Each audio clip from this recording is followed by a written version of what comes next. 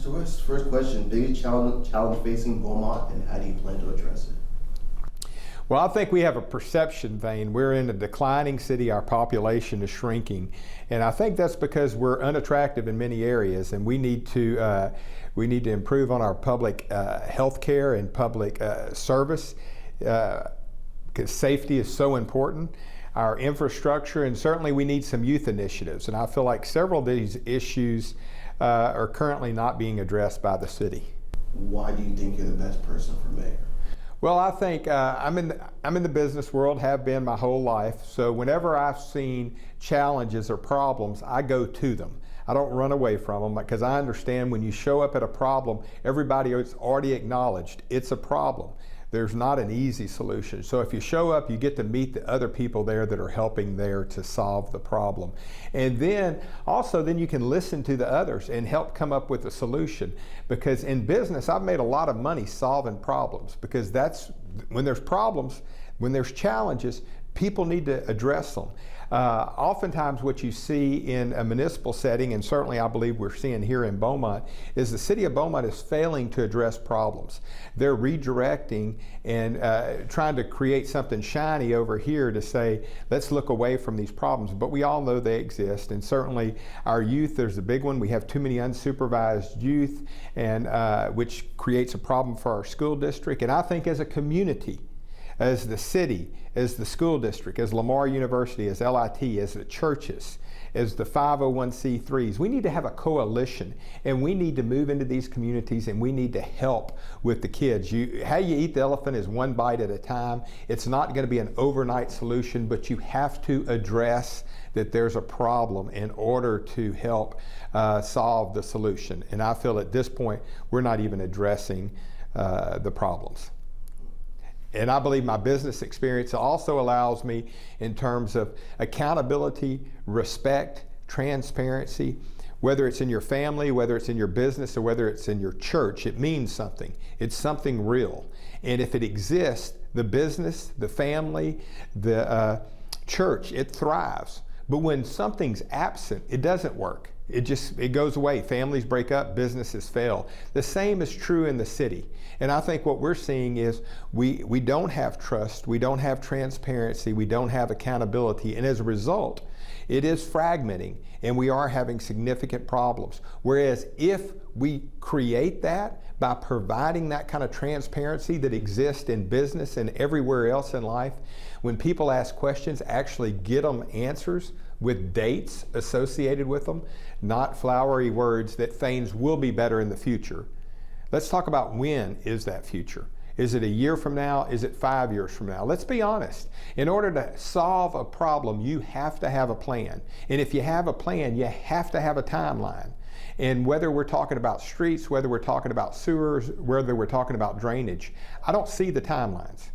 And if they're going to fix the problem, they have to have a timeline. And they need to be sharing it, because that is how you have accountability. And I think the same can be said when addressing youth issues and how we're going to help improve our city and help serve our underserved youth better. And also in terms of the homeless challenge, instead of just talking about that we have a challenge, let's come up with a deadline on when we're going to come up with solutions and then begin to implement them. Because oftentimes you have to, much like in business, sometimes you end at a dead end and you got to turn around and go a different direction. There's nothing wrong with that. What's wrong is just not taking the step. If you're not willing to go anywhere, you're just staying in your same situation. And we need to improve, and we need to make changes in this city to make it more attractive to the citizens, because this is a great city to live in. Economically, we're thriving, but as a city entity, we are declining. My next question is, this was the same match a couple years ago, and the race was tight. Is that the reason why you're getting back in it, because you believe this time around that, a few more points, you could get this seat? Well, you're correct. It was close. It was in a runoff. And no, the reason I'm getting back in the race is never been because I just have this huge desire to be mayor. I want a better Beaumont. It's just that simple. And I don't see our current council, I don't see our current mayor taking those steps. So that's why I'm running. As I kind of laid out before, we have to take action. We have to take steps. I don't see the city doing it. I see if our city's going to thrive and grow, we need to do some things different. And I believe that I have the experience and the leadership ability to do that. Is there anything different you're doing this time around this time around? In terms of the last election, yes, I wasn't, the last time I ran, it was my first election. So I didn't know what I didn't know. This time I'm working a lot harder to make sure to get the vote out, meaning get people to the polls. The municipal elections are very poorly attended. So people just don't show up. And my campaign in these last 2 weeks has a big push to remind people to go to the polls and vote, because your municipal election is very important, and all politics are local and start right here. Some 3 big issues that we looked at that the city has been talking about for a while: downtown development. One of the big things, downtown development, people feel like they're told one thing, and then it changes in the next couple of months. And people use the term kicking the can down the road. How do you feel about downtown development? Well, I feel like with any strategic development, you certainly need to do it. As I talked about before, about respect, accountability, transparency, you have to have timelines. You have to have a plan and a timeline. What is very clear right now is we have none for downtown Beaumont. There are things being talked about, but there's not any clear direction from even when I talk to individual council people, there's not clear direction. And so I think we do need a strategic plan. We need to have a coalition where we invite people to participate and really listen to what they have to say.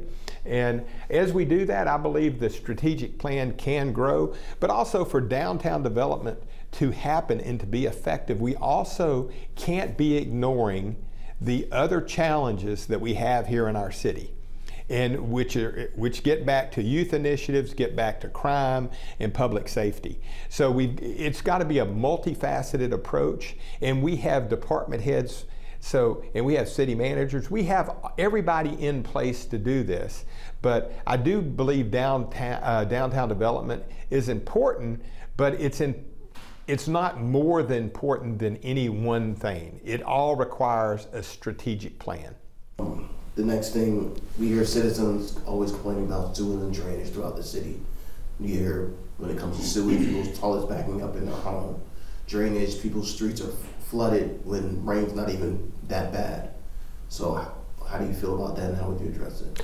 Well, clearly, Beaumont's not unique to any other city of its age. So these aren't unique problems to Beaumont. They're just, Beaumont doesn't seem to be handling very well. And I'm going to go back to the strategic plan and the fact that if you have a plan, you can show people what that plan is. And you can, when they're asking, saying, hey, my toilets have been backing up in my home 8 years. When are you going to fix it?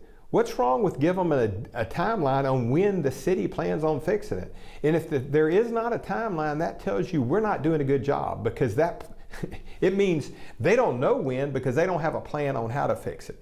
So we need to pull back the curtain, and we need to show people the plans we have. That ought to be all online. You ought to be able to hover on a street and see when the sewer line is going to be replaced, or when the roads are going to be repaired, or when the ditches are going to be cleaned out. That's technology that is available. Every other industry, many cities provide that. But again, when we lack transparency, when we lack accountability, which is, I think, a big problem with the city of Beaumont today, you have these ongoing problems, and you hear people talking about ongoing problems for decades, for certainly years. And I don't believe that's acceptable. I believe you ought to be able to reveal what that plan is. And sometimes people may not like that the plan's 3 years from now, but at least they know when it's supposed to be fixed. Right now, they don't.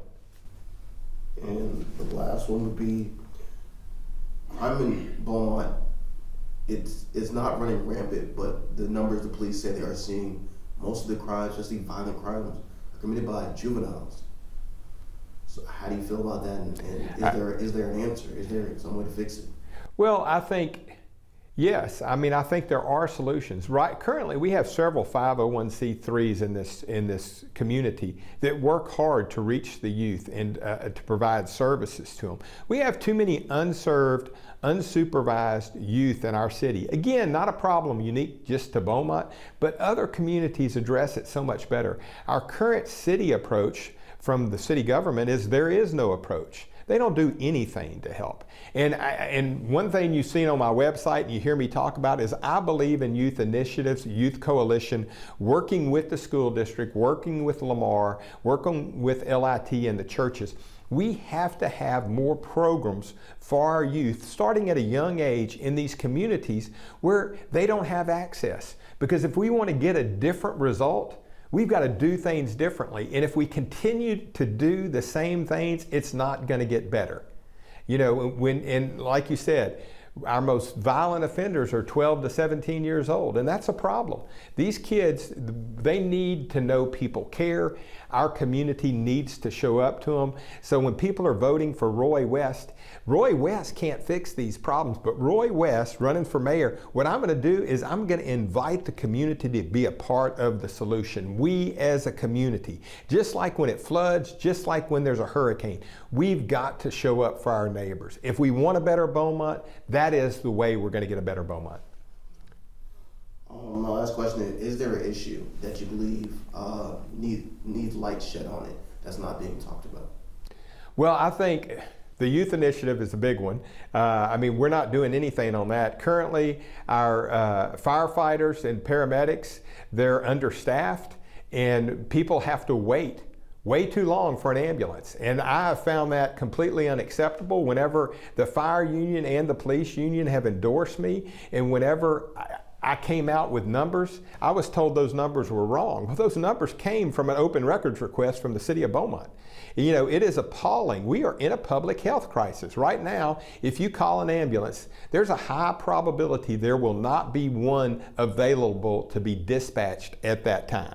Now, that is a problem we ought to be working on, and you're going to work on that through hiring solutions, and I haven't seen any hiring practice change in recent years, and that is where it's going to start. To double back on that answer, when you hear that, when you hear the fire department say, well, this is the contract that the union entered into when it comes to hiring practices, do you feel like that just needs to be, they need to go back to the table to fix that? Well, I know from a business perspective, when things aren't working, you've got to do something different. It's just that simple. And clearly, things are not working right now. We're in a public health crisis. I think if people understood the severity of it and they realize ambulances aren't available, yes, we need to do whatever it takes to get our public safe, because that is what they look for from the city. They look for safety, they look for fire, police, EMS, they look for roads, they look for sewer. And when the city just comes up with excuses on why they're failing to act, that is on them. The citizens get to vote for their representatives, and that's why I'm asking for their vote, because I believe that we can work together to solve this problem, but you have to have conversations. You can answer this. I know you posted on your Facebook page. You don't have to, but about traveling mayors. It seemed like you think that it's not necessary as much, and we know that's been a big problem, not just in this city, but across Southeast Texas with traveling mayors going to a lot of different places. Well, again, open records requests say it all. And this current mayor has traveled, I believe, quite excessively and gone to Washington, D.C. a number of times, gone to Las Vegas, gone to Reno, all on the citizens' dollar, and with no report of why she's going there and how that benefits Beaumont. If there's travel that benefits Beaumont, there ought to be good reports about that. I personally haven't seen any, and I've actually looked.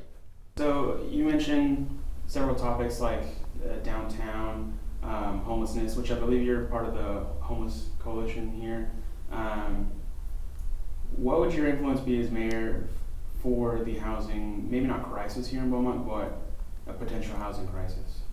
Homeless crisis, or just, what would your impact be on the homeless problem? Well, having attended a number of the Homeless Coalition meetings, again, what I referred to earlier is there are challenges we all know exist in this community. And we can talk about the fact that it exists, but we don't talk about the solutions. And the reason we don't talk about the solutions is solutions become controversial. You know, people are having to make decisions, and oftentimes the various ministries that work daily in the homeless population, when you get them in the same room, they may not all agree on how to get it done. And I understand that. But what as leaders you need to do is say, okay, but in the next 90 days, we're going to come together and we're going to form a plan. And we're going to agree to move forward on that plan. It might not be the perfect plan, and it may not be the plan that we end up having 2 years from now. But we're going to try a plan, because the one thing we know, if we continue to do nothing, which is exactly what we've been doing, we're not going to get a better result. So we need to form a plan, and then as a coalition move forward. Listen to everybody. I have the windshield that I've gone through life is just my life, okay? And I realize I'm willing to be changed by dialogue with people as they've had other experiences. So we need to enter conversations with people, being willing to be changed, but knowing that we need to come out and set timetables on, we need to come up with a new plan that we're going to enact. And we want everybody to be on board, because maybe this isn't your plan. And if this doesn't work, maybe your plan will be next. But we all agree that we have a problem that needs to be dealt with. So let's find a plan that we're going to attempt to follow to make the solution help solve the problem. And that same's true with youth initiatives and hiring practices and everything else.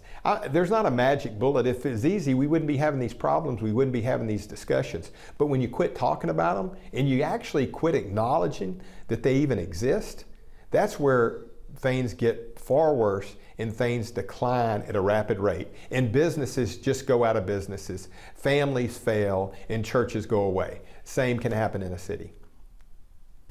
You mentioned, being a leader. Do you feel like you would have a similar or even better presence in the community as mayor, or do you already have a similar presence as the mayor currently? Well, I think I've worked hard to be across the community, and I am showing up in all areas of the town, because I know for us to be better together, we actually have to be together. And that's, it's not a catchphrase, it's just true. And I think our city is too divided, and I am going to continue to help build trust within communities, because I see Beaumont, the north end, the south end, the west end, Old Town, they all kind of fight among their own parts of town. Healthy cities see other cities as their adversaries. It's like, well, we want to be better than Waco, we want to be better than Lufkin, we want to be better than Baytown. Beaumont, we end up fighting amongst ourselves, and we make ourselves unattractive. And so I think if we work together, if people know that I'm really for the entire city, I'm not for one area of the city. For the city of Beaumont to be better, we have to thrive as a city. And the north and south end need to thrive as well. So that is my desire. That is what I'm working to do. I've got 6 grandkids that live here in Beaumont, Texas. 3 of my 5 adult kids are married and live here. So I love this community. I was born and raised here. I know what it can do. I know what our citizens do when it's called upon them. I know we can show up for this. We just as a community need to be invited to be a part of the solution, because the city can't solve this problem by itself. It is going to take a community. Going back on you speaking of infrastructure and downtown, what are some specifics you would like, what's in your vision to add to downtown or infrastructure to improve housing or traffic, just infrastructure, daily problems that people will go through? Well, I think that's where we get back to the strategic plan. I don't think, Roy is not coming with Roy's vision for what the city of Beaumont needs to look like. It needs to be the people's vision for what they want for this city. But we have to start by solving the biggest problems in our city and laying out a roadmap on how we're going to do that, and then people understanding the roadmap and then buying off on the roadmap. Because again, the city of Beaumont, the challenges that faces, if the citizens don't support it, if the community aren't willing to be a part of the solution, we're not going to solve these problems. Because in communities that it happens, the communities love their community. They show up for their community. And we've seen it many times with storms and hurricanes. I think we can do it on solving homelessness, on solving infrastructure problems, youth initiatives, and also what we want as downtown and what we need as rather than just having an outside organization coming in and building a plan for us that we're going to check a box and say that's what we're going to do. Anything I'm not asking that you'd like to add? Well, I just appreciate y'all's coverage. I appreciate y'all's interest in this race. The city election is so important, and people need to be well informed. They can check out my website at voteroywest.com for more information, and also my cell phone number is on the website as well, so I make it super easy for people to contact me. Yes, sir. All right, thank you so much.